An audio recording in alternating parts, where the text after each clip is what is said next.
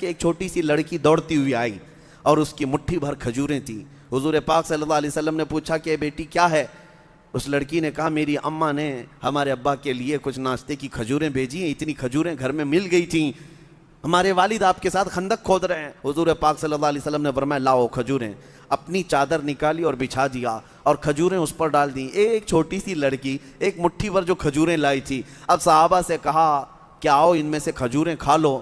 اس وقت تقریباً 1100 صحابہ نے کھجوریں اس میں سے کھائی ہیں، ایک مٹھی بھر کھجوروں سے۔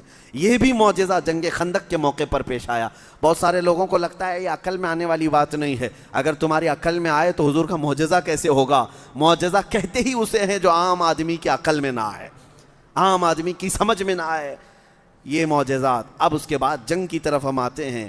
یہ خندق کھودی گئی، صحابہ اکرام رضوان اللہ تعالیٰ علیہ مجمعین تقریباً 2000 کی تعداد میں مدینہ طیبہ سے نکلے۔ کس وقت کہ مکہ کے کفار و مشرکین، قریش اور خیبر سے یہودی اور بنو غطفان، یہ بڑے بڑے قبیلے سب کی سب جماعتیں مل کر مدینے پر جب چڑھائی کے لیے وہ نکلے تو قرآن پاک میں بھی موجود ہے، اس کا ذکر ہے اذ جاؤکم من فوقکم ومن اسفل منکم واذ زاغت الابصار وبلغت الحناجر وبلغت القلوب الحناجر وتظنون باللہ الظنونا۔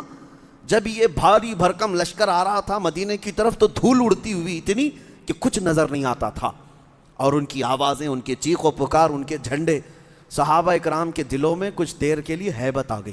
قرآن میں ہے، اللہ فرماتا ہے کہ تمہارے دل تو حلق تک آ گئے تھے، بلغت القلوب الحناجر، اور تم کیا کیا گمان کرنے لگ گئے کہ کیا ہوگا، اتنی بڑی فوج آئی ہے۔